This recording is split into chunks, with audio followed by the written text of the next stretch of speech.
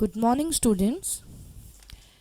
In the last class, we had discussed important points of the lesson.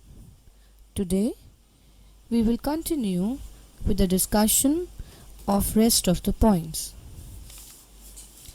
First point. What do you understand by no man's land? Well, no man's land is a piece of land which falls in the middle of the borders of two countries. Now, I will read lines from the text on page 11. Then they were calling out to us from across no man's land. The second point is that the Germans and British soldiers prepared themselves to play a football match. Now we will read the lines from the text on page 12. I don't know who brought out football. Great coats were dumped in piles to make goal posts, and the next thing we knew, it was Tommy against Fritz out in the middle of no man's land.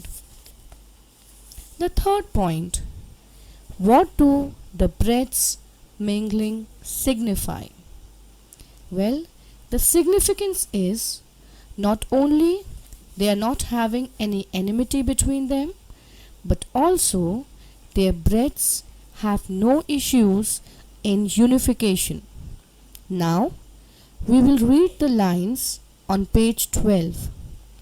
There was a moment when I noticed our breaths mingling in the air between us. The fourth point, how according to Hans Wolff, football is a better way to resolve war. Well, students, if you had been in the same situation, what would you have done? That's the point we need to reflect upon. So when the football match was going on, suddenly Hans Wolff commented that football match was the way to resolve the war. He reasoned that in a football match no one dies, no children are orphaned, and no wives become widows. In fact, a very important point of the lesson. So indeed we can say Hans Wolff was absolutely right. War cannot be the solution. Rather, it gives birth to another war. War means bloodshed, loss, and pain. Now, we will read the lines on page 12. A football match. No one dies in a football match. No children are orphaned. No wives become widows. The fifth point. Why did Jim McPherson say that he would prefer a cricket match? Well, it's very interesting. He said that as he knew that Germans were stronger in football, but they were not good in cricket. So, the British soldiers would be sure of winning the match if they had played a cricket match. Now, we will read the lines on page 12. I would prefer cricket. The sixth point. What was the result of the football match, and what did Hans say over the result of the match? That means what was opinion of Hans regarding the result. In the football match, we all know that the Germans defeated the British to 2-1, but Hans Wolff had opinion that the result was not fair because the goal of the British was wider than the Germans. Now, we will read the lines on page 13. Fritz won 2-1, but as Hans Wolff generously said, our goal was wider than theirs, so it wasn't quite fair. The seventh point. What happened after the match ended? Well, after the match ended, Jim hoped that Hans would go home and after the war would end, to which Hans replied that each British and German soldier also had the same opinion. Now, we will read the lines from the text on page 13. I wished Hans well and told him I hoped he would see his family again soon, that the fighting would end, and we all could go home. The eighth point. Why did Hans Wolf walked away unwillingly? Well, we all know, children, he walked away unwillingly as he did not wish to go back to his camp because he knew the next day the fighting would continue as it used to happen earlier. And when on the Christmas day they forgot all their differences, the Germans and the British soldiers, they played the match together. They thought it was a better way to solve differences instead of engaging themselves in war, because even though if one side won, it won at the cost of the lives of many soldiers. The eighth point. How did both the British and Germans spend the Christmas night? Well, students, both the armies enjoyed the Christmas night singing carols, and German soldiers sang Silent Night and British soldiers sang While Shepherds Watched. Then they exchanged their carols and fell silent. So that way Christmas had been a time of peace and goodwill that they would treasure always. Now we will read the lines on page 13. It was still night, silent nights. Our voice gave them a rousing chorus of While Shepherds Watched. We exchanged carols for a while and then we all fell silent. We had had our time of peace and goodwill, a time I will treasure as long as I live. The ninth point. How did Jim McPherson end his letter? Well, Jim ended the letter with an optimistic tone. He wrote to his wife that by the next year the war will be nothing but a distant and terrible memory, and he realized from the incident of the Christmas day that both the armies longed for peace. Jim promised that they would be together again soon. Now we will read the lines on page 14. Dearest Connie, by Christmas time next year, the war will be nothing but a distant and terrible memory. I know from all that happened today how much both armies long for peace. We shall be together again soon. I'm sure of it. Your loving Jim. The 10th point. What did the author do the next morning?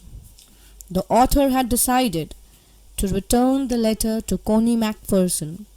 So in the morning, he got up, drove to Bridport, asked people the address of Copper Beaches, found out the house of Connie McPherson. Now, we will read lines from the text on page 14. By morning, I knew what I had to do. I drove into Bridport, just a few miles away. The 11th point. How was the house number 12? When the author reached house number 12, students, he found that to be nothing but a burned out shell. The house was destroyed by fire. The roof of the house was covered with wooden boards. It was in a gaping state. The windows were boarded up. Evidently, no one was present in the house. Now, we will read the lines on page 14. House number 12 turned out to be nothing but a burned out shell. The roof gaping, the windows boarded up. So, this point is clear because here the narrator has clearly specified that the house was destroyed by fire. The roof of the house was in a gaping state and the windows, they were covered with wooden boards. The 12th point. What information did the author get from the neighbor about Mrs. McPherson? He got the information that Mrs. McPherson was a lovely old lady, but she was a bit confused. The neighbor reasoned that at the age of 101 years, one is confused.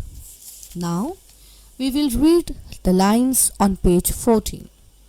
A lovely old lady, he told me, bit muddle-headed, but at her age, she was entitled to be.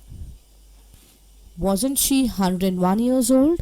So here, children, muddle-headed means a confused person, and it is used for Mrs. McPherson, as she was 101 years old and it was expected that at such age she would be normally confused. The 13th point. How was the house of Mrs. McPherson burned? The reason of the fire was candles. Mrs. McPherson preferred candles than electricity because she always thought electricity to be expensive. She was inside her house when it was on fire.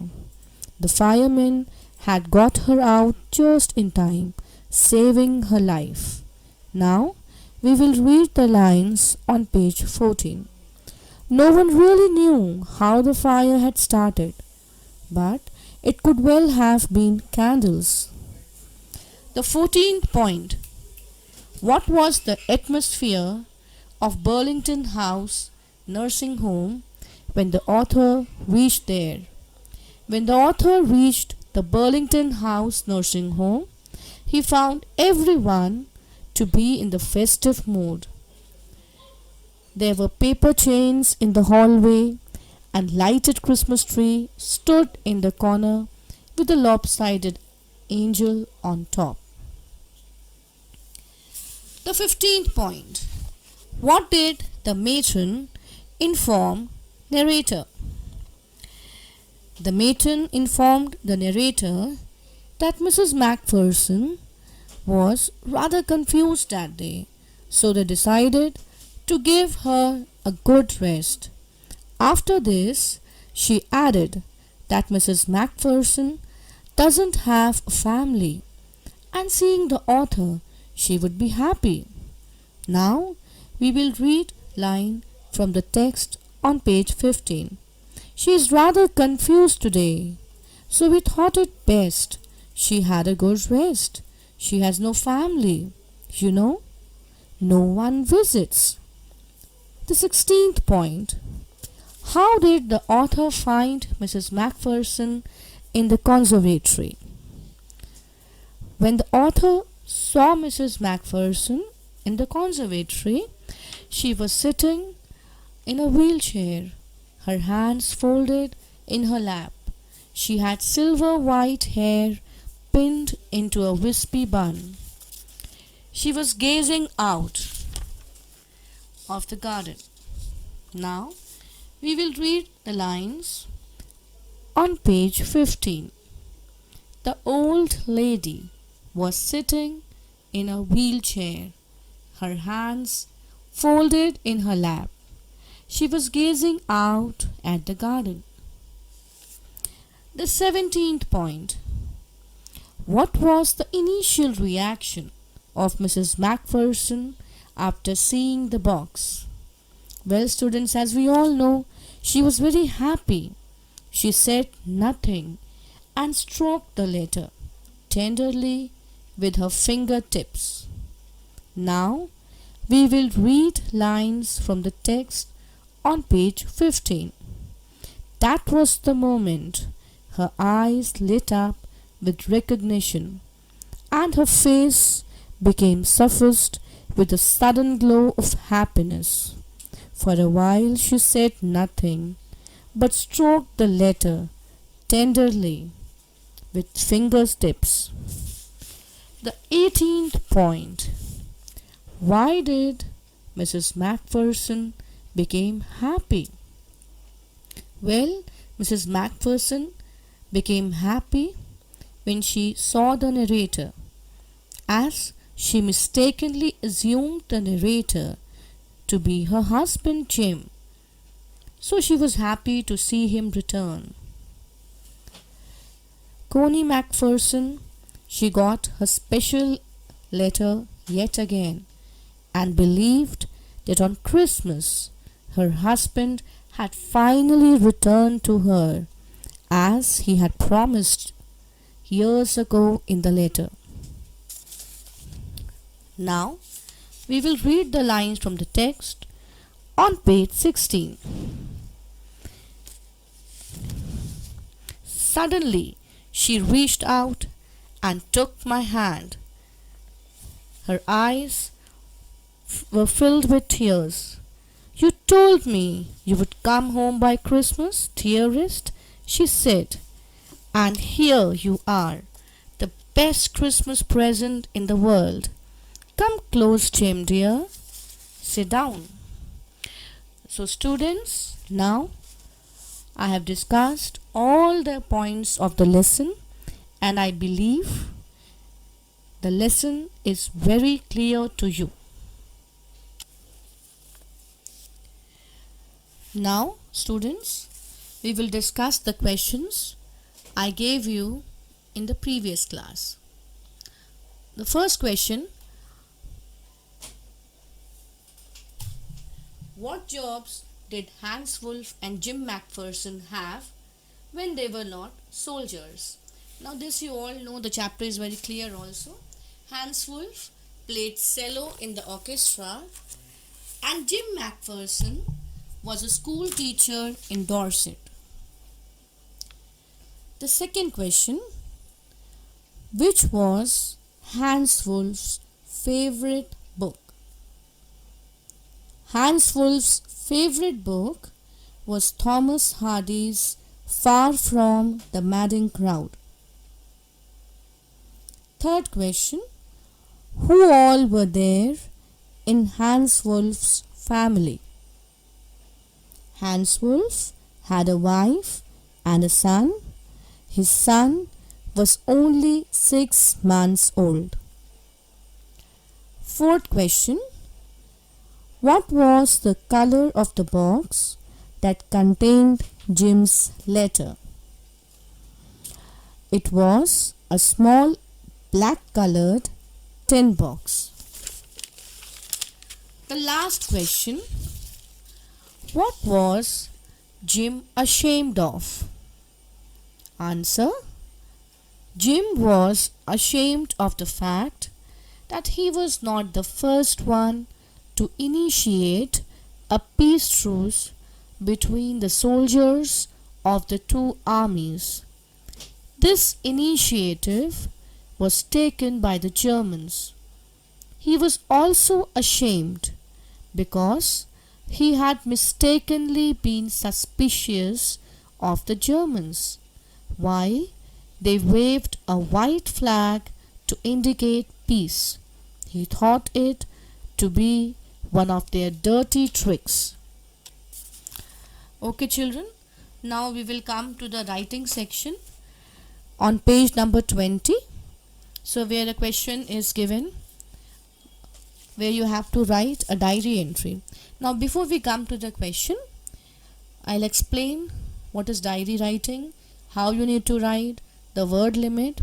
Although you have done it in previous classes, but still I'll take a quick recap of how to write. Well, Diary entry is one of the most personal and informal categories of writing. So, a diary writing can be based on an experience, a scene, a description, or narration of certain event or any other thing or activity that the writer considers worth writing in his personal diary. Diary writing basically tests one's imaginative, creative, and expressive skills. So now we come to guidelines for diary writing. The first point, a diary writing contains the day, date, and time of writing. Second, we don't use heading. Third, the style and tone is generally informal and personal. Sometimes the tone can be philosophical and reflective too. You can freely express your viewpoints and feelings.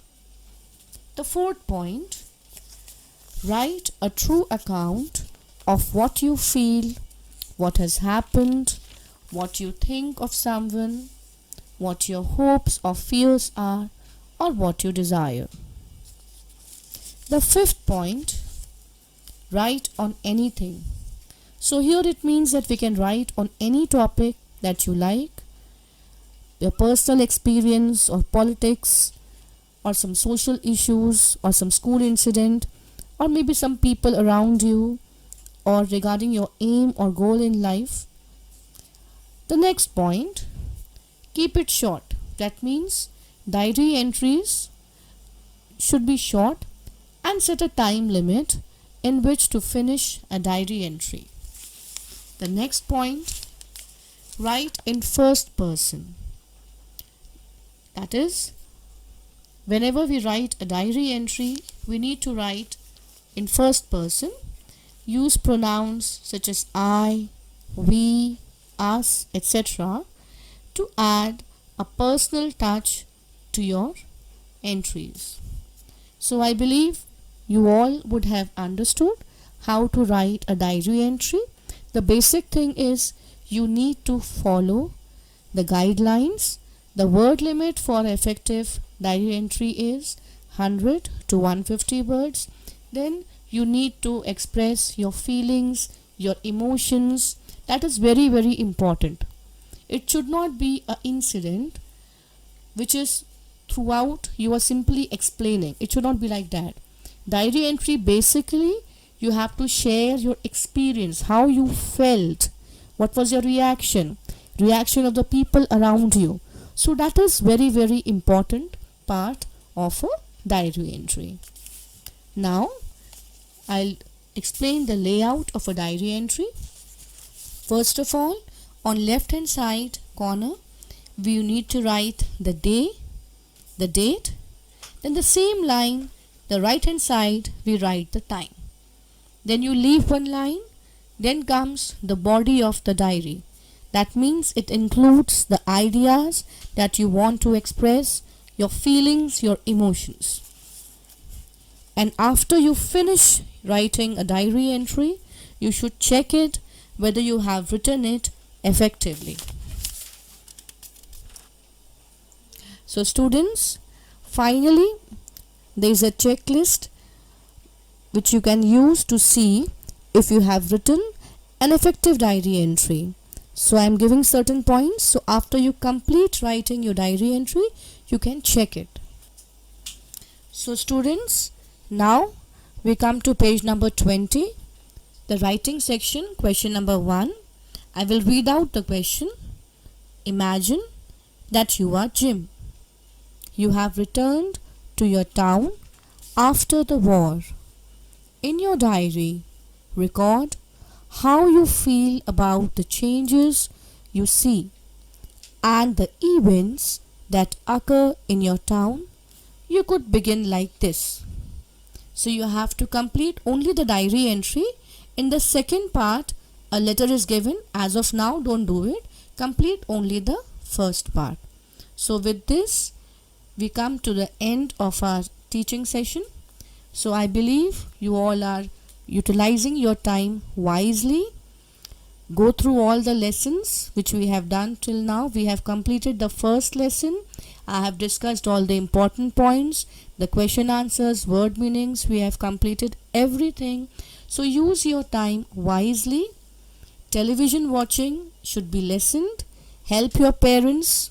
So that is how you can make the best utilization of the time. Thank you, children. Have a good day.